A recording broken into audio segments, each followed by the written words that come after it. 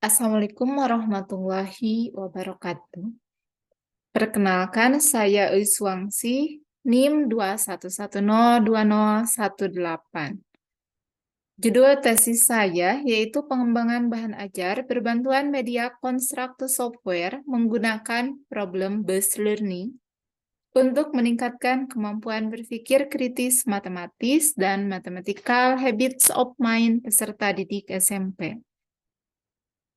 Terima kasih kepada Profesor Dr. Utari Sumarmo selaku pembimbing 1 dan juga Dr. Nelly Fitriani MPD selaku pembimbing 2 dalam penyusunan tesis ini.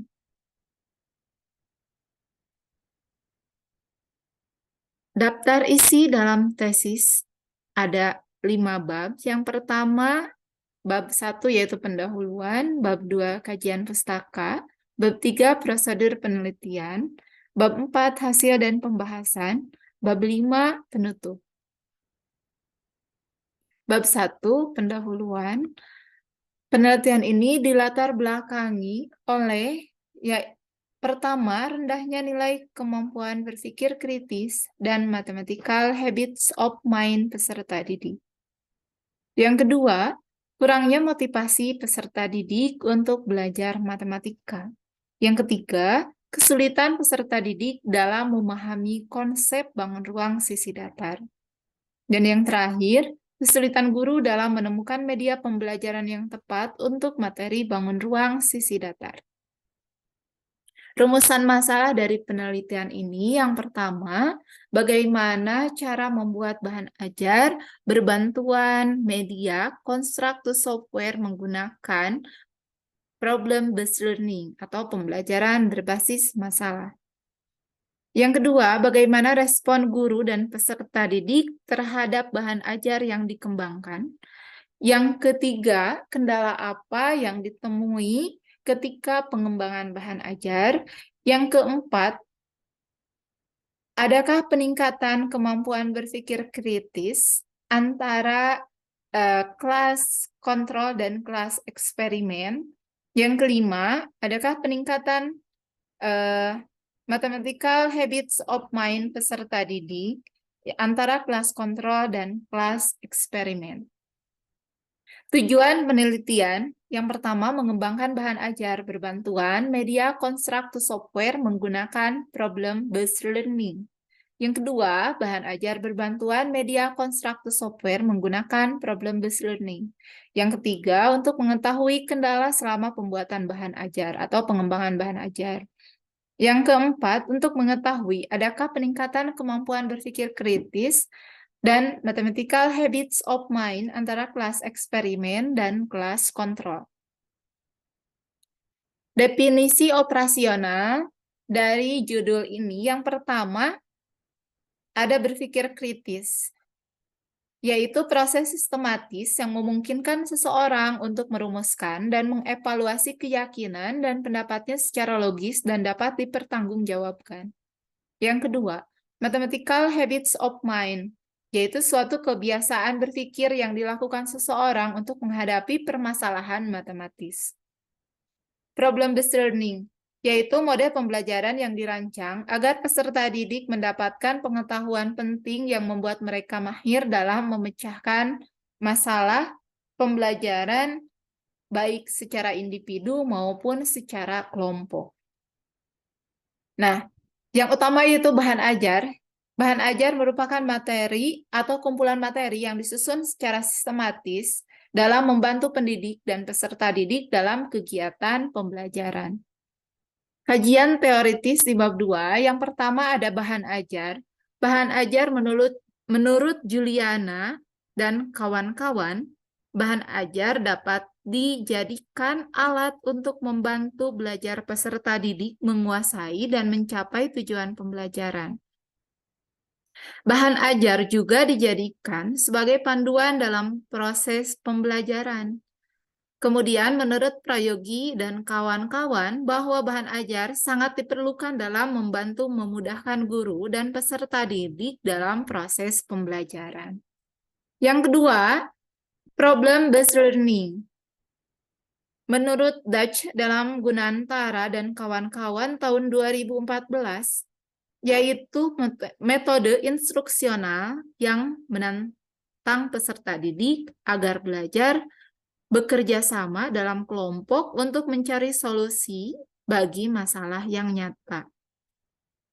Masalah yang digunakan untuk mengaitkan rasa keingintahuan, kemampuan analisis, dan inisiatif peserta didik terhadap materi pelajaran. Sintak PBL dalam penelitian ini ada 5. Yang pertama, mengorientasikan peserta didik pada masalah. Yang kedua, mengorganisasikan peserta didik untuk belajar. Yang ketiga, membimbing penyelidikan individu maupun kelompok. Yang keempat, mengembangkan dan menyajikan hasil karya. Yang kelima, menganalisis dan mengevaluasi proses pemecahan masalah. Yang ketiga, kemampuan berpikir kritis menurut Ternawati Hidayat dan Eti Rohaiti tahun 2017.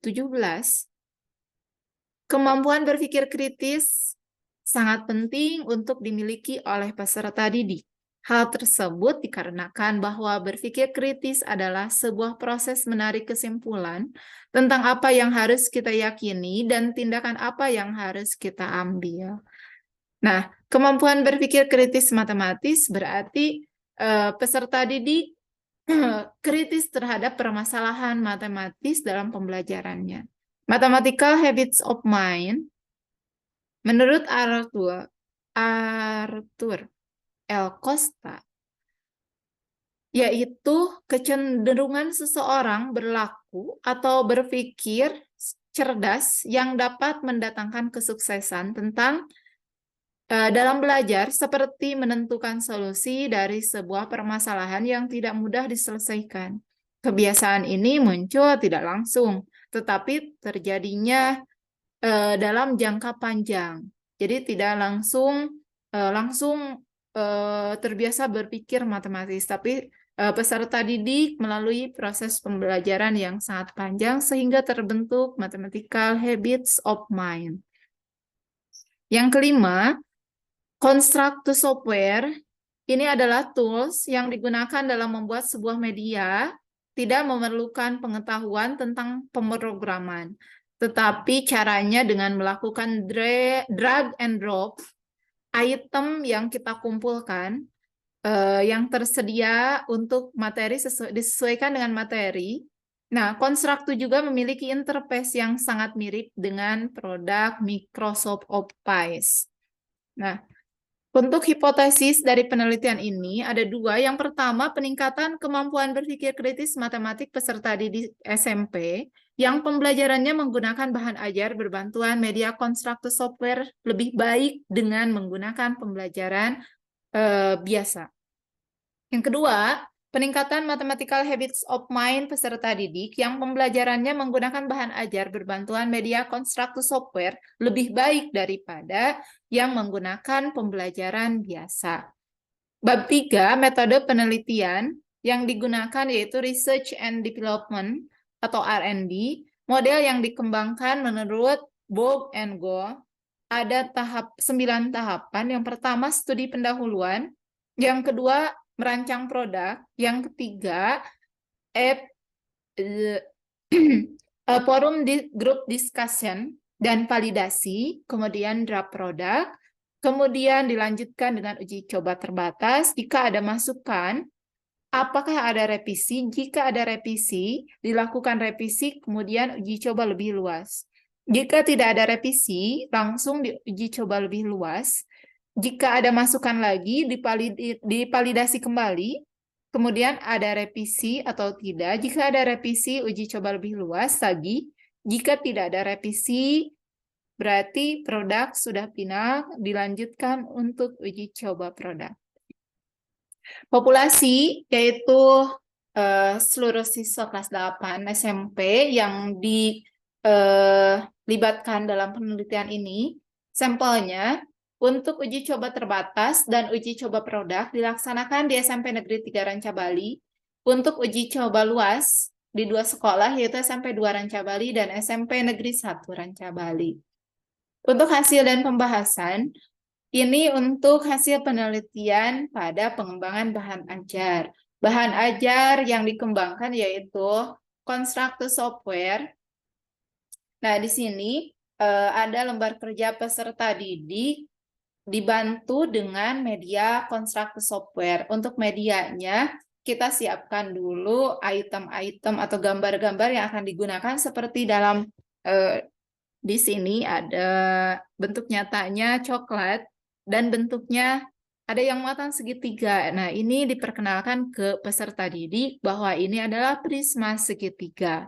Nah, unsur-unsurnya, bagian-bagiannya mereka dapat mengidentifikasi sifat-sifatnya seperti apa mereka harus mengenal dulu.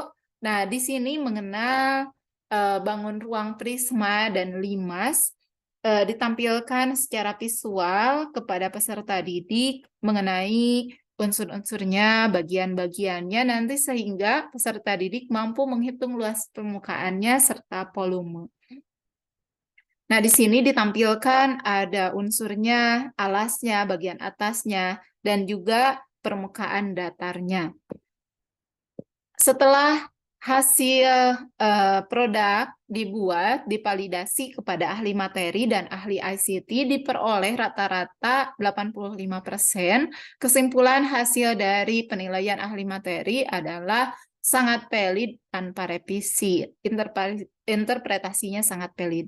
Dari ICT, juga diperoleh rata-rata 82,92%, interpretasinya sangat valid tanpa revisi, sehingga dilakukan uji coba lebih luas.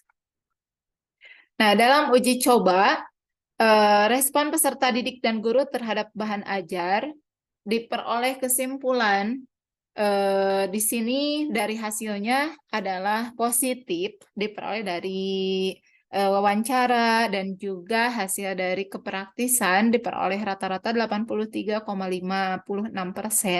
dengan interpretasi sangat praktis. Tanggapannya juga positif, peserta didik jadi lebih percaya diri, optimis, mereka lebih banyak yang bisa mengerjakan soal bangun ruang sisi datar. Mereka lebih paham ke dunia nyata. Oh, ini Bu yang berbentuknya prisma segitiga, berbentuknya prisma segi empat, dan mereka paham, oh ternyata balok dan kubus juga merupakan prisma segi empat. Nah, hasil penelitian selanjutnya yaitu mengenai kendala apa yang ditemui ketika proses pengembangan bahan ajar. Yang pertama, itu yang paling sulit adalah pengembangan mencari media. Yang keduanya yaitu membuat lembar kerja peserta didik yang menarik itu lumayan sulit juga. Dan untuk mencari lokasi sekolah, perizinannya itu tidak ada kendala, tapi semuanya bisa ditangani dengan baik. Alhamdulillah. Untuk hasil analisis dari peningkatan mathematical critical thinking atau kemampuan berpikir kritis pada uji coba produk di kelas kontrol, gain yang ditemui rata-ratanya 0,33 untuk kelas kontrol dan kelas eksperimen gainnya itu 0,71. Menurut hasil tes statistik SPSS 22 diperoleh nilai signifikansinya 0,000. Ini berarti kurang dari 0,05, artinya bahan ajar yang diterapkan di kelas eksperimen itu lebih baik daripada kelas kontrol yang tidak menggunakan bahan ajar. Kemudian untuk peningkatan mathematical habits of mind diperoleh gain 0,19 untuk kelas kontrol dan 0,33 untuk kelas eksperimen. Nah, signifikansi total 0,001 dan ini juga nilainya kurang dari 0,05, artinya pembelajaran menggunakan bahan ajar berbantuan konstruktur software ini dapat meningkatkan kebiasaan berpikir matematis peserta didik. Dan ini menandakan kelas eksperimen lebih baik daripada kelas kontrol.